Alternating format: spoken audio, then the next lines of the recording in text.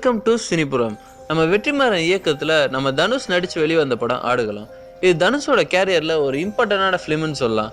இவருக்கு பெரிய வெற்றி வாங்கி தந்த படத்தில் இதுவும் ஒன்று.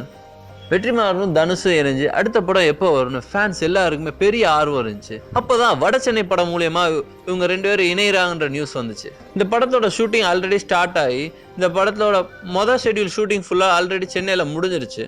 இந்த படத்தில் விஜய் சேதுபதியும் ஆண்ட்ரியாவும் ஒரு இம்பார்ட்டன்டான ரோல் பண்ணுறாங்கன்னு ஆல்ரெடி சொல்லியிருந்தாங்க. சில பிரச்சனைகளால் இந்த படத்தோட ஃபர்ஸ்ட் ஷெட்யூல் ஷூட்டிங்க்கு அடுத்து இந்த படத்தோட ஷூட்டிங் நடக்காமல் இருந்துச்சு. அதுவும் இல்லாமல் தனுஷ் தன்னுடைய பவர் பாண்டி படத்துக்காகவும் VIP 2லையும் ரொம்ப பிஸி ஆகிட்டாரு.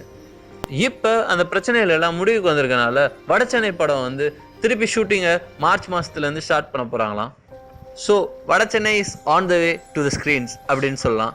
நீங்கள் இந்த படத்துக்காக எவ்வளோ வெயிட் பண்ணுறீங்களோ அதை கமெண்ட்ஸில் சொல்லுங்கள். உங்களுக்கு இந்த வீடியோ பிடிச்சிருந்தா லைக் பண்ணுங்கள். உங்களுக்கு இந்த சேனல் பிடிச்சிருந்தா சப்ஸ்கிரைப் பண்ணுங்கள். நன்றி.